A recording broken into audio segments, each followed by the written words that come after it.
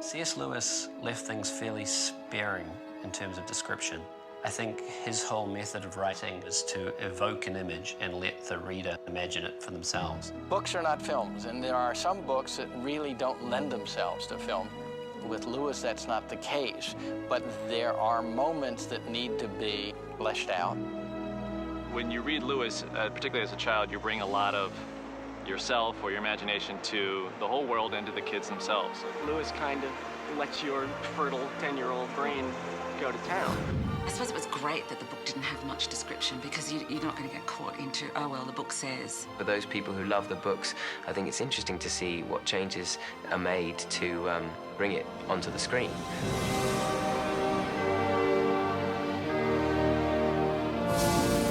Hi, I'm Doug Gresham, and I'm standing on the magnificent set of King Miraz's castle, constructed at the Barrandov Studios in Prague for the Chronicles of Narnia, Prince Caspian. My stepfather, Jack, better known as C.S. Lewis, wrote the Chronicles of Narnia in a spare, poetic style that encouraged the reader's imagination to share in the creation of the world of Narnia. When Andrew Adamson and his team took on the challenge of adapting Prince Caspian to the screen, they went to extraordinary lengths to find the ideal locations, design the perfect sets, and fill them with artifacts and architectural detail that feel entirely authentic to the world of Narnia. Pauline Baynes' illustrations for Prince Caspian provided filmmakers a visual reference for Lewis's vision of Narnia. Whenever we get into difficulties with the look of the film, we go back to the book and see in which way we can enhance the original illustrations that Pauline Baynes did. They found themselves at the edge of the wood, looking down on a sandy beach.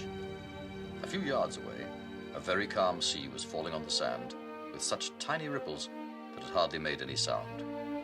There was no land in sight, and no clouds in the sky. The sun was about where it ought to be at 10 o'clock in the morning, and the sea was a dazzling blue. Well, the great thing from this was that we found a location in New Zealand for where the children arrive in Narnia. It's called Cathedral Cove. There's a lot that happens in a natural world, and it's harder and harder to find locations unspoilt by humanity, so you tend to have to go to the further reaches.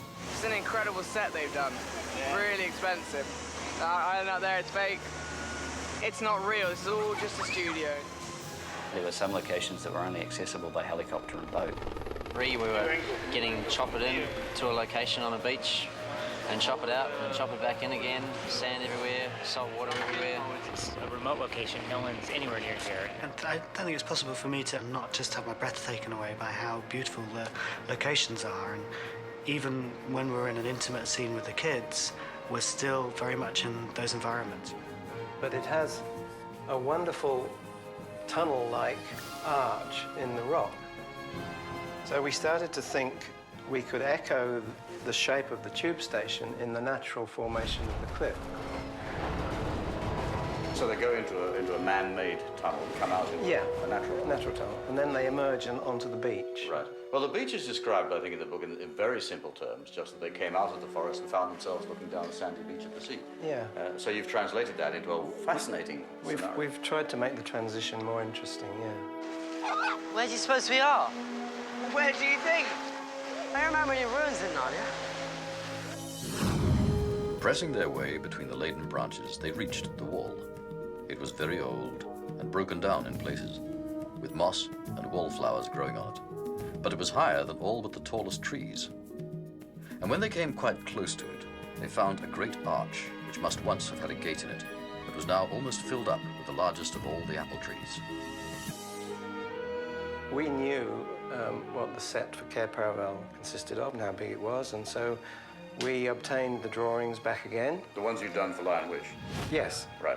And we found the location where we could actually, it was big enough on a promontory looking over the sea to rebuild Cair Paravel, except in a ruined form. This didn't just happen. Cair Paravel was attacked. The landscape was an important part there. Cair Paravel was a big build on top of the cliffs. Well, it's one of the most amazing things about this film, actually, I think. You come to a hitherto uninhabited knoll on the coastline of the Coromandel Peninsula in New Zealand, and what do you find? You find a 1,300-year-old ruined, destroyed castle, Cair Paravel. Action! You would swear that this is a destroyed castle, dating back 13 or 1400 years. It's all in the attention to detail. It's lovely. It's beautiful.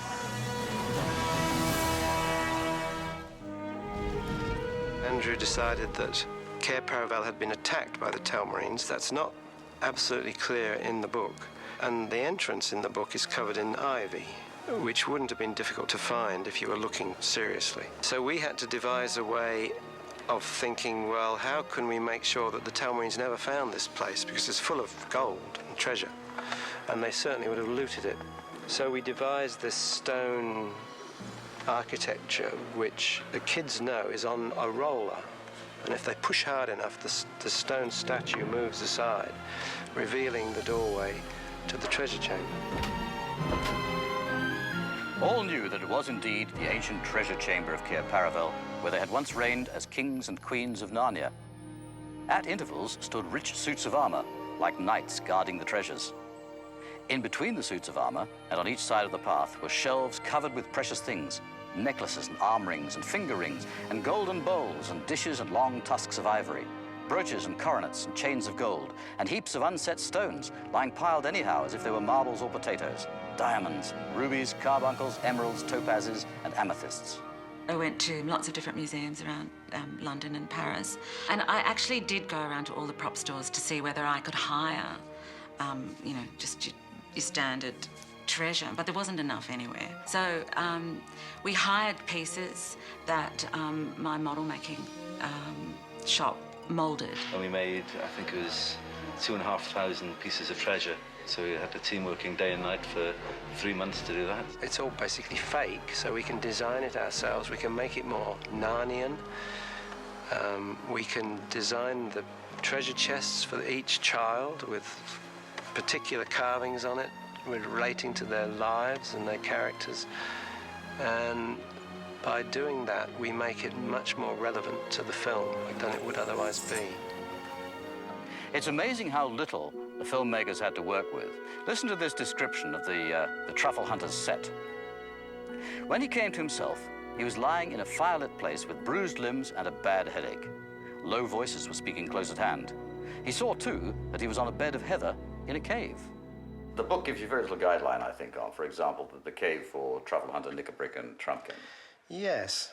So how did you come up with this wonderfully organic form? Well, again, you know, Andrew's, he's the guy with a lot of the ideas, and he'd taken a photograph up inside a hollow oak tree, and we started to develop the idea that Truffle Hunters was actually underneath a huge tree. So we decided that the furniture would have maybe started out being his great-great-great-great-grandparents' furniture. And it was actually really nice pieces in their day. And it was all carved, and we used sort of leaf motifs and that sort of things for the furniture. And that over the years, because the Narnias had been on hard times, the pieces had crumbled and fallen to bits, and that he'd found bits of stick and logs and whatnot from the forest and cobbled them together. I think his bed's a great image of that. It's kind of got a branch on one end, and then it's got this lovely kind of Spanish-looking carved bed head at the other half. It was a great set to design. Everything, of course, in it was designed to the scale of a badger. So even the plates and the knives and everything. Because it's such a small set, and it really was only this high, we had to build it like a jigsaw puzzle because the crew have to get in and film it. So it was built in segments, and it was all put on wheels on these segments. So each time they wanted a shot into it, we could pull out this segment and shoot the scene, or then we could go and pull out that segment, and it worked out fine. I'm not a soldier. I'm Prince Caspian. Prince Caspian lived in a great castle in the center of Narnia, with his uncle Miraz, the king of Narnia, and his aunt, Queen Prunaprismia. Twice a week, his uncle would send for him, and they would walk up and down together for half an hour on the terrace at the south side of the castle. We had 3 months to build this castle. We started straight after Christmas, and in the Czech Republic, you know, the temperatures and the snow can drop to 20 degrees below. And you get to those sort of temperatures, you can't plaster, you try and paint something, it freezes, and when it starts thawing, everything just falls off the walls. But, you know, somebody was up there smiling down on us, we got away with it. the castle, we looked for an identity for it, a moodiness, a character of its own. Good. Action! So that within the film it'll become a memorable building, a kind of character reflecting the culture of the Telmarines and of Miraz. There is an illustration of Miraz's castle, and I think they're sort of basically a Gothic castle, which we've all seen in fairy tale books and illustrations. We went in a slightly different direction with this one. We wanted it to be brooding and rather, oppressive. It's fairly intimidating, and it's not really hard to act scared, because generally if you're thinking something, that will show on your face. And I was thinking, I'm pretty scared right now. But the sets are awesome and inspiring. And it's incredible. I had to look up a few times, because otherwise I would have forgotten that I was on a stage. Oh, you're painting now? They're gonna paint it out in CGI anyway. I remember going to the castle. It's absolutely amazing, and they just built it, and I just remember going and I was speechless. All I could say was wow, and I was just such in awe. The really great thing about it was by designing our own castle, we could design things that were specific to the Telmarine world and hadn't been seen before, and really made it, I think, more believable. Get up. Thank goodness. You'll see. We have an opportunity in each set to reflect in some way the character. It's not just another room. If you look at Miraz's bedroom, it's spiky and sharp and metallic and hard. If you look at Caspian's room, it's a much softer, much more interesting room with lovely paintings on the wall of astronomy and the heavens and things he's studying. We basically started off thinking of Caspian as having a foot in two worlds. So we've used a Starry Night inspiration for the ceiling, and we've used sort of the Telmarine compass symbol, but turned it into stars for Caspian. So Caspian's kind of slightly caught between the two worlds. Professor, I have to find him. We actually saw a location of a 12th century crypt outside Prague. And I thought this could be Cornelius's room. It's got all these lovely columns and arches, and it sort of feels right for him. His room was quite different to the other rooms in that Telmarine castle. It's something that tells you more about the character himself or herself. He's a scientist, but he does astronomy, astrology, magic, chemics, biology, probably. So it's full of different things. It's a wonderful set. It's one of my most beautiful sets in the movie, and probably one of my most beautiful sets in my career. If Caspian does know of the deep magic, my lord would have good reason to be nervous. The place where they had met the fauns was, of course, the dancing lawn itself. And there Caspian and his friends remained till the night of the Great Council. Now, the dancing lawn has to be a place of mystery and strangeness. So this set that we're in is actually really the product of the imagination and genius of our production designer, Roger Ford, and of course, Andrew Adamson's vision behind that. It's all been built with a sense of mystery, strangeness, and unusual formations. There were a couple of locations we thought, well, this could be Dancing Lawn. But for one reason or another, it didn't quite work, or the access was too difficult. It's a night scene, and we really want to control this. So we brought together all the elements, and in a sense, we'll finish up with a better result, because we can give Andrew exactly what he wants without any complications. So you've actually cherry-picked the very best of all of these different locations exactly, and put them all in one place. The rocks and the trees and the shape and the waterfall, and we put them all together in the studio. And then we can light it beautifully and... just make it work. Yeah.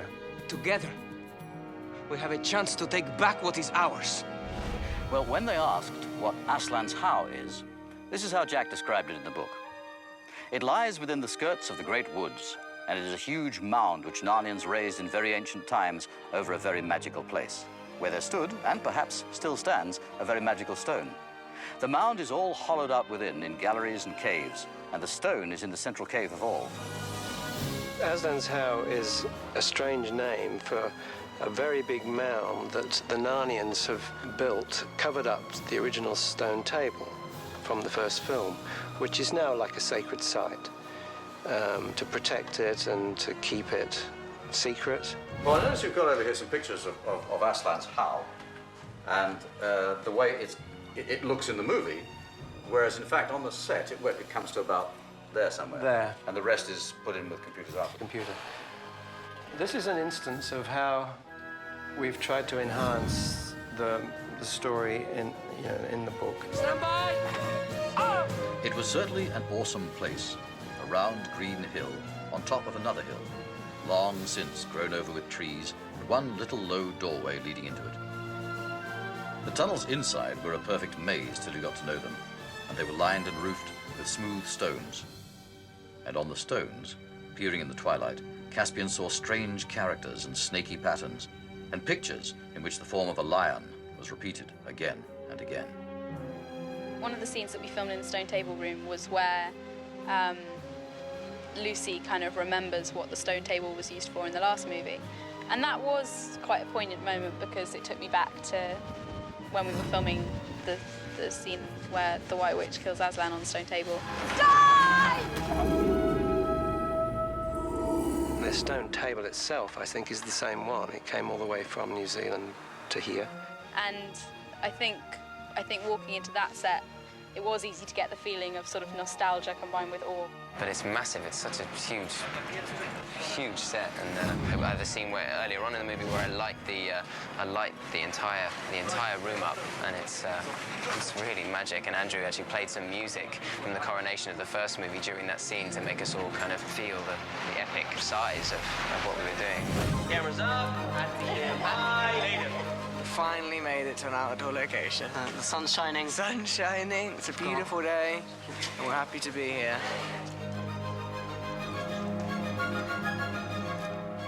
The detail, Chris, little bits of detail.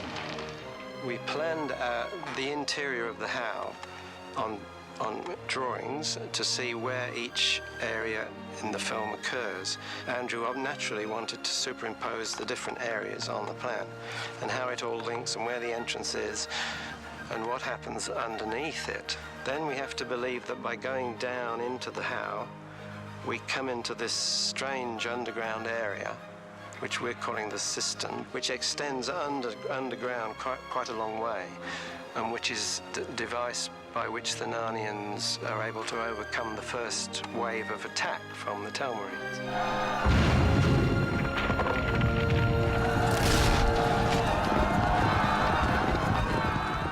The bridge at Baruna, which became such a huge undertaking, an enormous construction for the crew, starts out in the book like this. The river gorge had just made a bend, and the whole view spread out beneath them. They could see open country, stretching before them to the horizon, and between it and them, the broad silver ribbon of the great river. They could see the specially broad and shallow place which had once been the fords of Baruna, but was now spanned by a long, many-arched bridge. There was a little town at the far end of it. The Baruna Bridge, where we've been filming recently, the natural setting is just overwhelming. That's right, we have this great location in Slovenia, the Socha River, which is beautiful and actually matches our locations in New Zealand. The colour of the water. It looks very similar, doesn't it? It is. It could be New Zealand. I think people are going to think that the water is CG because the colour looks completely unreal. I can remember going there on the recce with Andrew, and he says, turn around to me and said, well, can you build a bridge on this roaring mountain river? And I think, oh, okay, we'll kind of give it a go.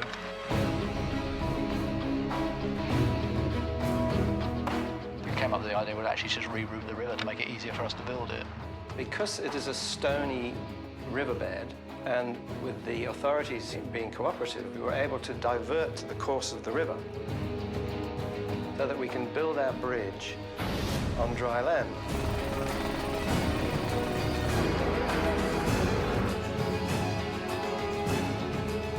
We finished the bridge last week, so now it's time to redirect the river into its original riverbed. So we have water flowing under our bridge at the end of the week. And these trees here don't exist in the location, so we're going to have to put in 100 trees into this landscape. Heave and heave!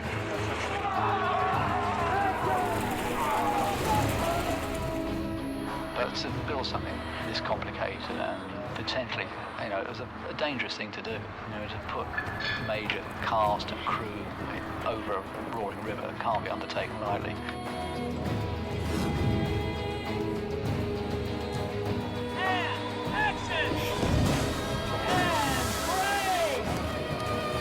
This is the sort of thing that we get into on movies of this scale.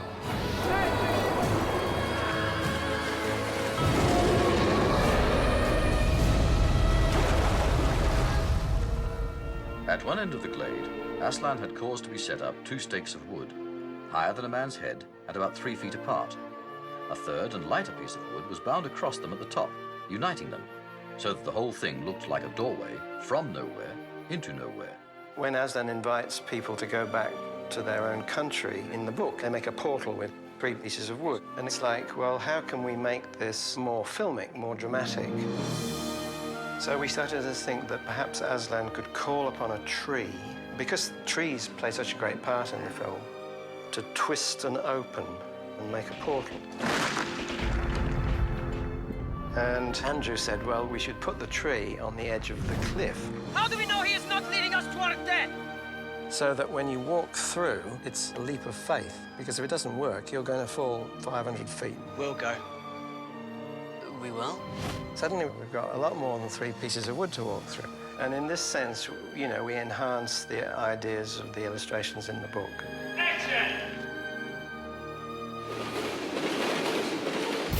C.S. Lewis put enough in the books to create some sort of universal imagery. It gave us the freedom, I think, to look everywhere, to find our own battlefields, to find our own rivers. Narnia's always blown me away. It's always been beyond my expectations, beyond my imagination. We're creating Narnia. We're creating situations that, in the book, are left to the imagination. I think it fits with what anybody's vision of Narnia would be right. So the challenge for us has been to take the imaginary world of Narnia and convert it into something vibrant and alive and rich and filled with details. I think Jack, if he'd watched our movies, would be very proud of the way our team have done Prince Caspian.